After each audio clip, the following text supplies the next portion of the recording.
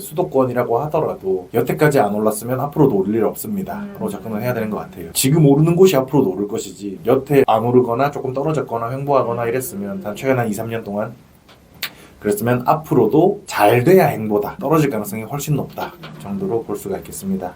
사실 이게 유동성이에요. 결국 부동산도 유동성이 문제인 거고 유동성이 얼마나 들어오고 얼마나 나가느냐가 부동산 시장에도 마찬가지로 제일 중요한 변수가 되는데 근데 문제는 뭐냐면 수도권 부동산이랑 지방 부동산이랑 파이 나눠먹기를 할 수 있다는 거죠. 우리나라 전체 국부가 늘어난다면 국부라고 하면 이제 우리나라가 버는 돈이겠죠. 우리나라가 가지고 있는 자산이겠죠. 우리나라가 전체 가지고 있는 자산 자체가 늘어난다면 당연히 부동산 시장도 다 함께 올라갈 수가 있을 겁니다. 근데 뭐 앞서 얘기했지만 우리나라가 지금 수출하기에 너무 좋은 환경이 아니에요. 그리고 우리나라에서 만들어지는 일자리들조차도 그러니까 우리나라에서 수출해서 돈을 버는 기업들조차도 그 돈을 우리나라에 투자하지 않고 외국에 투자하고 있습니다. 대표적으로 미국이죠. 그렇게 투자를 하고 있는 상황에서 우리나라의 국부가 늘어날 수 있을까의 관점으로 접근을 하면 사실상 불가능합니다. 우리나라가 참 재밌는 게 일반적인 보통의 선진국 같은 경우는 부동산 자산, 그러니까 이제 전체 자산 중에서 그러니까 전체 자산이라고 하면 이제 금융자산, 예적금은 금융자산에 포함되겠죠. 그러니까 주식이라거나 채권 같은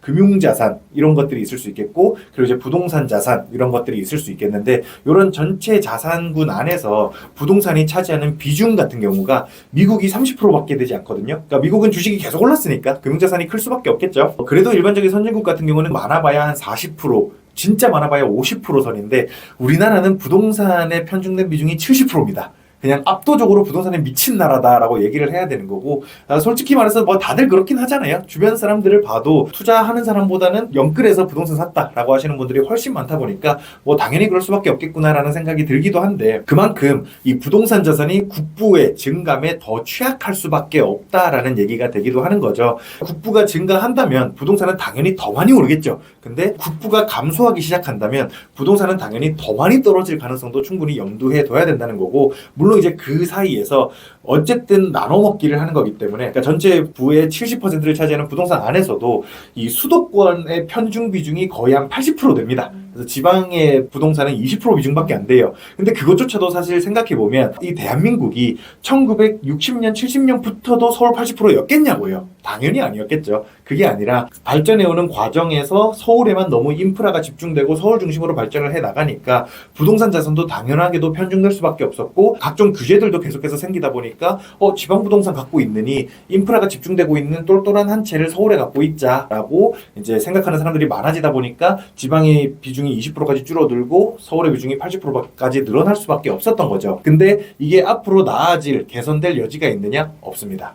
대한민국 행정부는 계속해서 지방에는 인프라를 지을 생각이 전혀 없고요. 인프라를 계속 지어도 서울 안에만 인프라를 지을 생각들이 있기 때문에 이 편중도는 점점 더 심각해질 거고 그 안에서 지방의 부동산을 가지고 있다면 앞으로 잘해야 행보고 하락할 가능성이 훨씬 높다라는 것을 생각해 봐야 될 것 같고 그런 면에서 인프라가 좀 더 집중될 가능성이 있는 곳들이 서울 몇몇 안쪽 외곽은 아니겠죠. 당연히 서울 외곽은 당연히 빠질 겁니다. 그래서 서울 안쪽 몇몇 곳에서 부동산 상승 추이를 보이고 있고 그래서 여태까지 2, 3년 동안 올랐던 곳은 앞으로도 오를 곳이다 라고 생각하시면 될 것 같아요. 근데 솔직히 2030 입장에서 지금까지 올랐던 곳이 앞으로도 오를 곳이라고 해도 이거를 내가 진짜 1년에 한 10억씩 버는 게 아니라면 사는 게 사실상 불가능하다고 봐야 될 것 같거든요. 그런 면에서 봤을 때는 그냥 차라리 마음을 놓는 게 편할지도 모르겠다라는 개인적인 생각은 들고 있습니다. 애초에 집을 안 사는 게 차라리 마음 편할지도 몰라요. 서울 살 게 아니라면 그러니까 여태까지 올랐던 곳에 계속 살아야겠다라는 생각을 하시는 게 아니라면 애초에 집을 안 살고 사는 게 오히려 금융자산으로만 갖고 있는 게